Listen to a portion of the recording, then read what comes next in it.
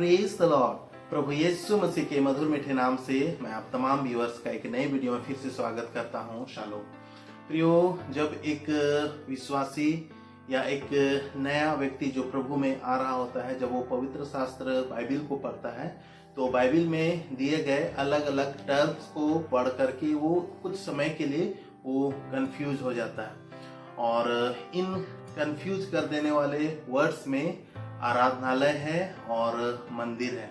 तो प्रियो, आज की इस वीडियो में मैं इन्हीं दो टर्म्स के ऊपर आप सारे लोगों का ध्यान आकर्षित करना चाहता हूं, क्योंकि ये मेरे जीवन में भी कई वर्षों तक इन दोनों टर्म्स का जो कंफ्यूजन था वो बना हुआ था। लेकिन मैं परमेश्वर को धन्यवाद देता हूं, उन्होंने अपने एक दास के द्वारा ये मेरा कंफ्यूजन दूर कराया। और मैं आपके लिए भी ये नहीं चाहता कि आप भी इन बातों से इग्नोरेंट रहें। तो हम आज इन्हीं दो वर्ड्स के ऊपर अपना ध्यान लगाएंगे।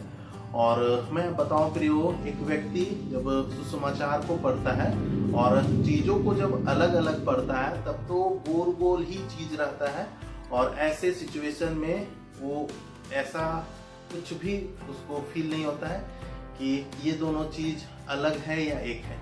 लेकिन प्रॉब्लम तब होता है जब वो यूहन्ना रचित सुसमाचार 18 अध्याय और 20 वचन में पहुंचता है, जहां की ये दोनों टर्म आराधनालय और मंदिर एक ही जगह पर लिखा गया।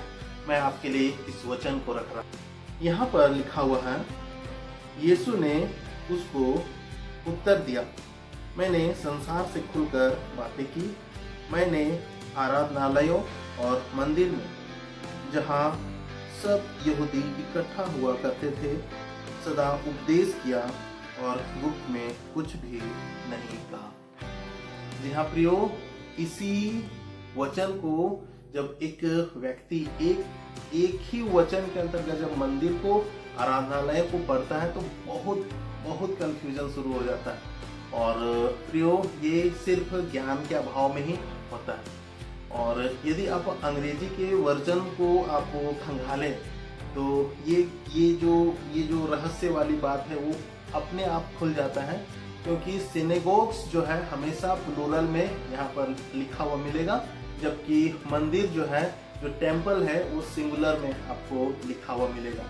और यहीं से एक हिंट एक व्यक्ति को मिलना शुरू हो जाता है। देखिए प्रियो, मंदिर जो टर्म है वो हमेशा से ही यरूशलेम स्थित मोरिया पर्वत पर बनाया गया परमेश्वर का मंदिर से ही संबंध रखता है, जिसे राजा सुलेमान ने और आगे चल करके अन्य लोगों ने बनवाया, समय समय पर उसका मरम्मत किया।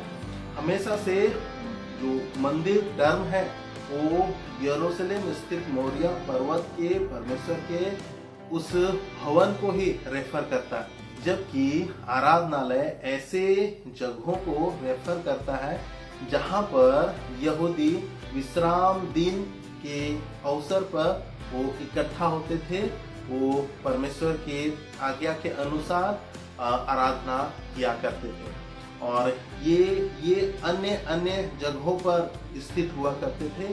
संभव है किसी गांव पर, किसी नगर पर, किसी शहर के ऊपर, लेकिन मंदिर हमेशा से ही मोरिया पर्वत पर स्थित परमेश्वर के आराधनालय से ही वो संबंधित था।